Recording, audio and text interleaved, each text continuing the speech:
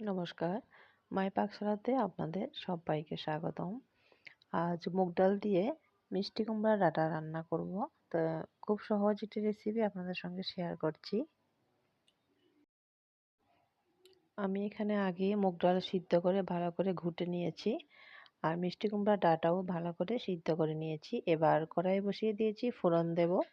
2টি শুকনো লঙ্কা দিয়েছি, হাফ চামচের মতো পাঁচফোড়ন দেব।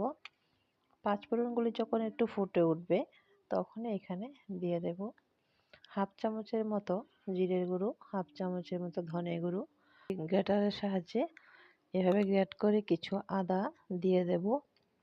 তারপর আগে থেকে মুগ ডাল সিদ্ধ করে রাখা ঘুটেও রেখেছি, এটা দিয়ে দিলাম। রেসিপিটা খুবই সিম্পল কিন্তু খেতে ভীষণ ভালো লাগে। এবার এই মুগ ডাল দিয়ে দিলাম। জলটা মনে হয় একটু লাগবে, তো এখানে দিয়ে দিলাম মিষ্টি কুমড়ার ডাঁটাও দিয়ে দিলাম, যেটা আমি আগে থেকে সিদ্ধ করে রেখেছি। এই রেসিপিটা ভাতের সঙ্গে খেতে, আলু ভাজার সঙ্গে ভীষণ ভালো লাগে। মিষ্টি কুমড়া ডাঁটা দিয়ে আবারও নাড়াচাড়া করে নেব। আর যদি ঘন হয়ে থাকে তাহলে একটু জল দিয়ে দিলাম। এভাবে নাড়াচাড়া করে লবণ যদি মনে হয় যে আর একটু লাগবে তাহলে লবণটাও দিয়ে দিলাম। কাঁচা লঙ্কা চিড়ে দিয়েছি। এই রেসিপিটা যদি আপনাদের ভালো লেগে থাকে অবশ্যই লাইক কমেন্ট করতে ভুলবেন না।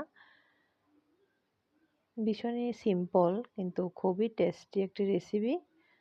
সবাইকে অসংখ্য ধন্যবাদ আমার এই ভিডিওটি দেখার জন্য। এখানে নামানোর আগে কারি পাতাও দিতে পারেন, আমার এখানে কারি পাতা ছিল না তাই আমি এখানে কারি পাতাটা দিইনি। ধন্যবাদ সবাইকে আমার পাশে থাকার জন্য, আমার ভিডিওটি দেখার জন্য। ভালো থাকবেন, সুস্থ থাকবেন। আবারও অন্য কোনো দিন অন্য কোনো সহজ রেসিপি নিয়ে আপনাদের সঙ্গে শেয়ার করব। ধন্যবাদ।